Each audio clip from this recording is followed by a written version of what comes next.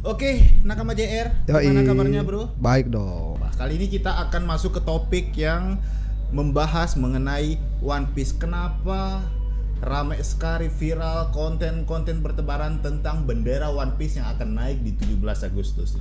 Kenapa? Wow. Ini kan cukup polemik Nakama ya. Ada yang pro dan ada yang kontra. Karena di sisi lain ini kan kategorinya bendera bajak laut, tapi dari sisi animenya sendiri ini bendera bajak laut yang betul-betul utamanya ada friendship dan lain sebagainya. Ini arahnya kemana sih? Kenapa? Why? Kok tiba-tiba 17 Agustus ini diwarnai dengan hal-hal yang seperti ini? Sebenarnya ini tergantung yang ngibarin ya. Kenapa? Iya. Iya kan, tergantung nawacitanya, asik nawacita. Tergantung tujuannya gitu kan. Dia tuh ngibarin ini buat apa? Kan pada dasarnya itu bendera itu yang bertentangan dengan bendera yang saat ini sedang rame. Contohnya ya, benderanya warna putih, tiba-tiba ada munculin bendera warna merah. Itu bentuk perlawanan dari bendera putih gitu kan. Nah, tapi tergantung dari maknanya lagi gitu. Nah, sedangkan kalau dalam film One Piece itu sendiri, keberadaan dari Mugiwara ini kan, teman-teman ini, kru Mugiwara ini untuk mencari kebebasan. Nah, bisa jadi bentuk dari teman-teman yang pro dengan hari kemerdekaan besok mengibarkan bendera merah putih dan di bawahnya ada bendera One Piece, itu bisa jadi mereka itu dalam bentuk mendukung peristiwa di mana kita dulu mencoba memerdekakan diri dari penjajah gitu. Dan yang parah, nah yang kontra, seperti kita ketahui nih di dalam cerita One Piece ini kan banyak aneka ragam gitu kan. Betul, di situ ada Shichibukai, pemerintahan dunia. Betul. Antek-antek pemerintahan. Betul. Apalagi kalau kita tahu kan kalau model tatanan pemerintahan dalam serial One Piece itu kan monarki banget. Betul sekali. Kerajaan banget itu loh, nggak ada demokratis di situ. Nah, bisa jadi itu bentuk satir. Apakah di negara Konoha itu? Nggak berani ngomong. Konoha sih bang. 3 bulan ATM nganggur cabut. Apakah dipilih oleh Tuhan atau rakyat gitu kan? Kan kalau dipilih oleh Tuhan itu karena darah Nakama kan. Nah, kalau dipilih oleh rakyat ya demokratis gitu. Ya tergantung. Lalu bagaimana dengan polemik-polemik yang terjadi di negara Konoha ini Nakama? Apakah bisa dikorelasikan atau disangkut pautkan dengan kondisi yang terjadi di One Piece? Bukan bisa lagi, banget gitu. Aduh. Ya kan kalau dalam serial One Piece kan banyak terjadi rasisme gitu kan. Nah, terus selain itu juga banyak terjadi kekuasaan sepihak gitu.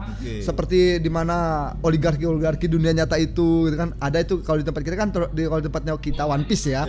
Tenryubito gitu. Betul. Nah, yang jadi Im Samanya ini siapa gitu kan. Im Sama ini siapa? Karakter Yonko yang menciptakan manajemen konflik ini siapa? Iya, nah bahkan ya kan dalam serial One Piece tuh ada loh buah palsu. Nah di dunia nyata ada juga yang palsu gitu. Oke, Nakama, kita kembali ke pertanyaan. Slime. Smile. Buahnya smile. Oke, itu buah palsu, Pak. Oke, di sini ada pertanyaan dari fans. Bagaimana pihak penyelenggara atau komunitas yang memaknai simbol One Piece dalam konteks perayaan kemerdekaan Republik Indonesia? Ya kalau saya pribadi ya, itu bukan bentuk dari perlawanan, itu bentuk dari supporting moral gitu kan. Saya curiga udah Sensei ini terinspirasi dari negara Konoha deh. Itu bisa jadi karena seperti yang kita ketahui itu kan, kalau dalam serial One Piece ini di mana satu-satunya media propaganda itu miliknya Morgan kan. Oh iya. Kalau setiap Morgan itu muncul kan pasti ada intek elang gitu kan. Ya kan, negeri Paman Sam itu kan identik dengan eagle gitu kan. Dan seperti yang kita ketahui bagaimana Amerika kala itu berhasil mempropagandakan dirinya self declare ya kalau mereka pernah menang perang lawan Vietnam gitu. Keren. Nah, ini adalah satu pertanyaan dari nakama kita di luar sana, Nakama. Kalau One Piece adalah simbol pencarian mimpi, apakah hari kemerdekaan juga bisa jadi momentum untuk kita mencari mimpi sendiri? Asik. Ini siapa yang nanya sih? Kok bagus sekali pertanyaannya. Sebenarnya Nakama ya, manusia itu pada hakikatnya itu terlahir dengan mimpinya sendiri-sendiri gitu. Jadi kalau hari ini ketika teman-teman itu mengibarkan bendera One Piece di bawah bendera, berarti mereka masih respect. Yang salahnya kalau mereka mengibarkan bendera One Piece di atas itu. Dan kenapa harus One Piece ya? Kenapa enggak benderanya Shirohige, Kikurohige atau apa lah yang lebih sangar dikit? Gimana ya kita ngomong kalau dalam kru Mugiwara ini dikit ya, tapi Mugiwara ini berhasil mengakomodir semua teman-temannya yang mempunyai aneka ragam mimpi di dalam satu kru, satu wadah itu. Ya kan, Sanji Blue kan, Blue Dragon ta. Terus kalau Zoro pengen jadi pendekar pedang terbaik, Nami pengabar peta gitu kan. Nah, kalau Luffy sendiri ingin jadi raja bajak laut, dan Luffy tuh berhasil menyatukan paradigma yang berbeda-beda dalam satu tempat itu. Mungkin itu yang ingin dimaksudkan bahwa Bhinneka Tunggal Ika itu ada juga dalam One Piece. Oke, di sini ada pertanyaan lagi nakama, bagaimana seharusnya masyarakat memposisikan kreativitas dalam perayaan Hari Nasional tanpa mengurangi nilai-nilai luhur sejarah dan patriotisme? Betul. Karena kalau bagi saya ya, dalam One Piece itu sendiri, kalau kita bicara soal patriotisme itu banyak hal ya di S Blue juga betul-betul. Di S Blue, kalau yang terakhir itu yang sangat patriotisme itu waktu di NES Lobby. Bukan NES Lobby, di serialnya Doflamingo. Oh iya. Walaupun mereka sudah dihianati toh, tapi masih banyak loyalis dari kerajaan tersebut gitu. Cuman kok masuk ke Wano ini kok makin mirip kayak Konoha ya. Konoha banget itu. Di situ ada apa aja nakama, coba sebutkan. Illegal logging gitu kan, illegal mining gitu kan. Ya kan, terus di mana ya segelintir elit yang menguasai sumber daya gitu kan. Rakyat-rakyat terlantar. Konoha banget gitu kan. Dan di situ ada pertempuran yang dimana dibantu oleh kru Mugiwara. Betul. Kayaknya apakah jangan-jangan Konoha butuh One Piece gitu.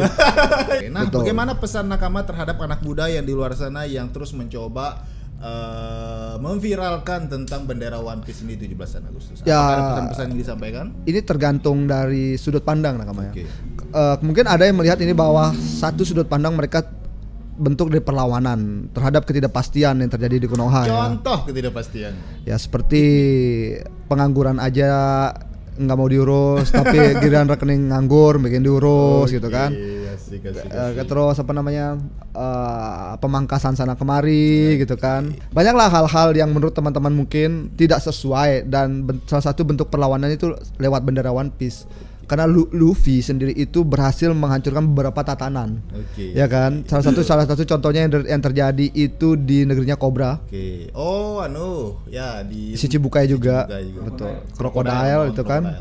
Dan itu juga di negerinya Doflamingo juga, ya kan. Dia berhasil menghancurkan beberapa tatanan, dan bahkan Luffy rela melakukan self declare terhadap pemerintah dunia ketika temannya itu ditangkap ya.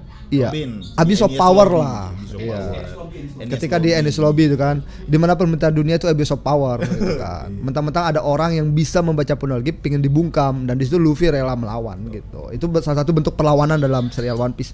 Nah, tapi dalam serial One Piece itu sendiri mungkin teman-teman ingin menunjukkan bagaimana semangat dulu kita itu, anak-anak muda itu, dalam merebut kemerdekaan. Jangan salah loh, Soekarno tuh diculik loh. Oh iya. Saya jadi teringat sama di Rengas Dengklok gitu. Dibawakan untuk ngucapin kemerdekaan. Tapi setelah itu kan tanggal 17-nya lagi diucapin lagi, biar seluruh masyarakat Indonesia tuh tahu kalau kita sudah merdeka. Betul, gitu. Sekali. Walaupun ya masih ada beberapa bumbu-bumbu Tenryubito di luar sana seperti Belanda itu tidak mau mengakui kemerdekaan kita kan, walaupun cukup alot kan. Ya bisa jadi ini bentuk dari semangat teman-teman wibu kita untuk menyambut kemerdekaan gitu. Dari banyaknya konten, keyword serta Google Trend hashtag, ternyata fans One Piece di Indonesia itu banyak juga ya. Banyak lah, wibu everywhere bro. Berarti gak sia-sia kita bapak-bapak gabut quest review bahas One Piece aja kerjanya. Karena One Piece itu sendiri bagi saya nakamanya bukan way of life ya. Salah satu yang membantu paradigma saya itu dalam menjalani hidup.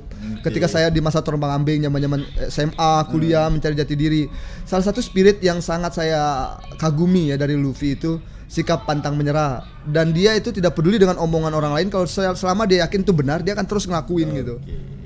Itu yang dilakukan oleh Luffy. Dan Luffy paling gak suka menjadi pahlawan gitu.